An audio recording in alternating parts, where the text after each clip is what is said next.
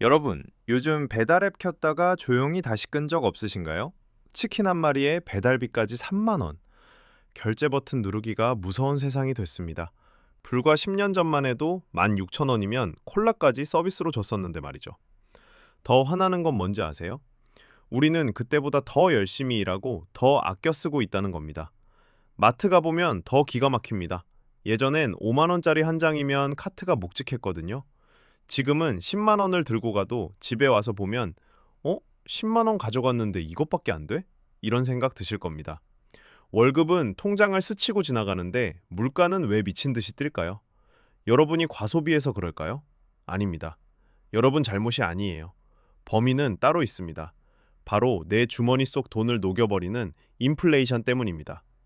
오늘 영상에서는 왜 우리가 뼈 빠지게 일해도 자꾸 가난해지는지, 그리고 이 미친 물가 시대에 내 돈을 지키려면 뭘 해야 하는지 정리해 드리겠습니다. 영상 보시기 전에 구독, 좋아요 한번 부탁드립니다. 오늘 세 가지 확인할 거예요. 첫째, 인플레이션이 정확히 뭔지, 왜 같은 돈으로 살 수 있는 게 줄어드는지. 둘째, 이게 심해지면 어떻게 되는지, 실제 사례 보여드립니다. 셋째, 우리는 어떻게 대응해야 하는지, 월급쟁이가 할 수 있는 현실적인 방법 알려드립니다. 바로 시작합니다. 인플레이션. 뉴스에서 맨날 나오는데 솔직히 뭔 소린지 모르겠다 하시는 분들 많으시죠? 오늘 확실하게 이해시켜 드릴게요. 자, 동네에 빵집이 하나 있다고 생각해 보세요. 하루에 빵을 딱 100개만 만들어요. 동네 사람들이 100명이고 빵 하나에 1,000원입니다. 그런데 어느 날 갑자기 정부에서 돈을 왕창 찍어낸 거예요. 동네 사람들 주머니에 돈이 2배가 됐습니다. 그럼 어떻게 될까요? 빵은 여전히 100개밖에 없어요.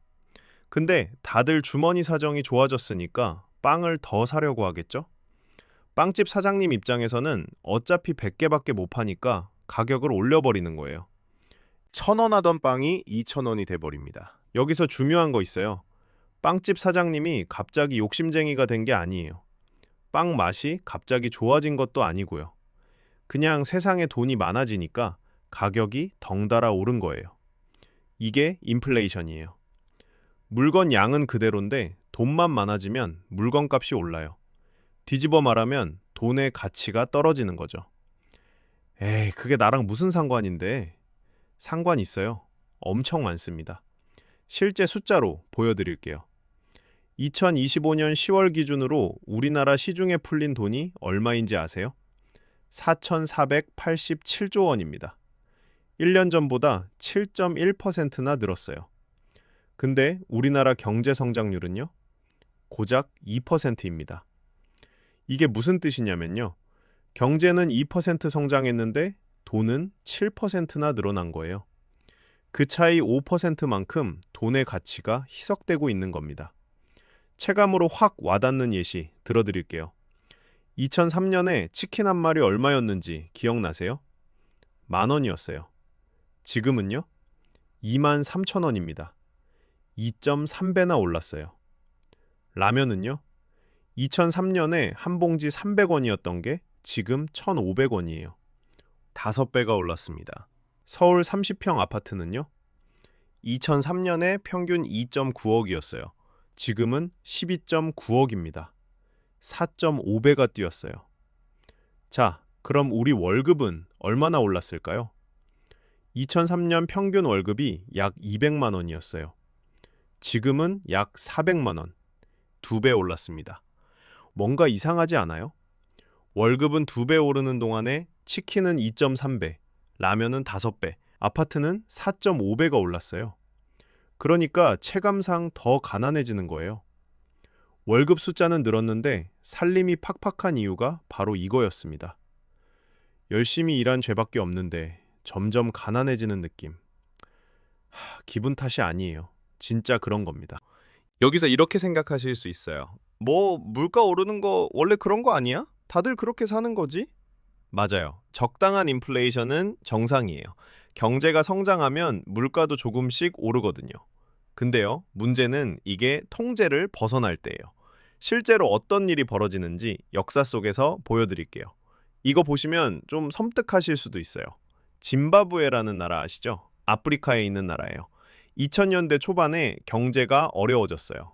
정부 입장에서는 돈이 필요한데 세금은 안 거치니까 어떻게 했겠어요? 돈을 찍어냈습니다. 처음엔 조금씩 찍었어요. 근데 경제가 안 나아지니까 더 찍고 또 찍고 완전 악순환에 빠져버린 거예요. 2008년에 어떻게 됐냐고요? 물가 상승률이 79억 6천만 퍼센트를 기록했습니다. 79억 퍼센트요. 억 단위예요. 이게 어느 정도 수준이냐면요. 아침에 출근할 때 커피가 5천 원이에요. 저녁에 퇴근하고 보니까 만 원이 돼 있어요. 하루 만에 두 배가 된 거예요. 월급 받으면 어떻게 했겠어요? 받자마자 미친 듯이 뛰어갔대요. 마트로, 시장으로. 한 시간만 늦어도 내 돈으로 살 수 있는 게 줄어드니까요. 결국 짐바브웨 정부가 뭘 했냐면요. 100조짜리 지폐를 발행했어요. 100조예요. 100조. 이 지폐 한 장으로 뭘 살 수 있었을까요? 달걀 하나도 못 샀습니다. 진짜 웃기면서도 슬픈 얘기가 있어요. 사람들이 돈을 어떻게 썼냐면요. 태웠대요. 난방용으로요. 땔감 사는 것보다 돈 태우는 게 더 저렴했거든요. 돈이 종이보다 못한 취급을 받은 거예요. 결국 2009년에 짐바브웨는 자기 나라 돈을 포기했습니다. 미국 달러를 공식 화폐로 쓰기 시작했어요. 나라가 사실상 항복 선언한 거죠. 더 최근 사례도 있어요. 베네수엘라. 이 나라 석유 매장량이 세계 1위예요. 2010년대 초반까지만 해도 남미에서 제일 잘 사는 나라 중 하나였어요. 근데 정부가 포퓰리즘 정책을 편 거예요. 이것저것 공짜로 퍼주다 보니까 돈이 부족해졌어요. 부족한 돈을 어떻게 했겠어요? 찍어서 썼습니다. 2018년 물가 상승률이 137만 퍼센트였어요. 쌀 1kg 사려면 지폐를 수백 장 들고 가야 했대요. 지폐 무게가 쌀 무게보다 더 나갔다는 거예요. 평생 꼬박꼬박 모은 현금이 하루아침에 휴지가 됐어요. 성실하게 일하고 착하게 저축한 사람들이 거지가 됐습니다. 결국 300만 명이 나라를 떠났어요. 이런 일 겪은 나라가 역사적으로 몇 개국인지 아세요? 57개국이에요. 1차 대전 후 독일, 2차 대전 후 헝가리, 1990년대 브라질, 아르헨티나. 공통점이 뭔지 아세요? 전부 다 정부가 재정 적자 메우려고 돈을 찍어냈어요. 경제 성장 없이 돈만 풀었습니다. 결과는 똑같았어요. 성실하게 모은 사람들 재산이 증발해버렸습니다. 자, 그럼 우리나라는 어떨까요? 솔직하게 말씀드릴게요. 우리나라가 짐바브웨나 베네수엘라처럼 될 가능성은 낮아요. 제조업도 탄탄하고 수출도 잘 되니까요. 근데요, 그렇다고 안심해도 된다? 그건 아니에요. 연 2에서 3%짜리 순환 인플레이션도 20년 쌓이면 무섭거든요. 계산해 드릴게요. 매년 3%씩 물가가 오른다고 쳐요. 10년 뒤에 돈의 실질 가치가 얼마가 될까요? 74%로 쪼그라들어요.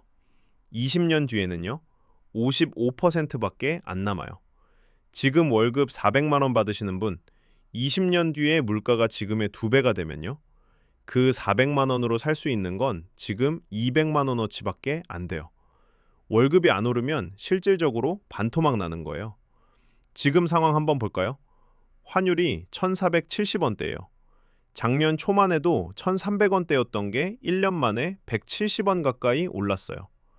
환율이 오르면 뭐가 문제냐고요? 수입 물가가 올라요. 우리가 쓰는 물건 중에 수입품이 많아요. 석유, 가스, 밀, 옥수수. 이거 다 비싸지면 장바구니 물가가 덩달아 오르는 거예요. 2025년 12월 물가 상승률 2.3%. 한국은행 목표치인 2%를 4개월 연속 넘었어요. 당장 큰일 날 수준은 아니에요. 근데 이게 누적되면 얘기가 달라집니다. 방심하면 안 돼요. 그럼 우리는 어떻게 해야 할까요? 거창한 거 없어요. 월급쟁이가 현실적으로 할 수 있는 것들 정리해 드릴게요. 첫째, 현금만 들고 있지 마세요. 예금 이자가 지금 3% 정도 되죠? 근데 물가 상승률이 2.3%예요. 세금 떼고 나면 실질 이자가 거의 없어요. 현금은 인플레이션에 가장 약한 자산이에요. 통장에만 넣어두면 가치가 조금씩 녹아내려요. 둘째, 자산을 분산하세요. 한 바구니에 계란 다 담지 말라는 말 있잖아요. 돈도 마찬가지예요. 대충 기준을 드리면요. 예금 같은 안전자산 40%, 주식이나 펀드 같은 성장자산 40%, 달러나 금 같은 대안자산 20%. 물론 상황에 따라 조절하시면 돼요. 중요한 건 몰빵하지 않는 거예요. 셋째, 달러를 조금씩 모아두세요. 원화 가치가 떨어질 때 달러는 방어막이 돼요. 당장 목돈 없어도 괜찮아요.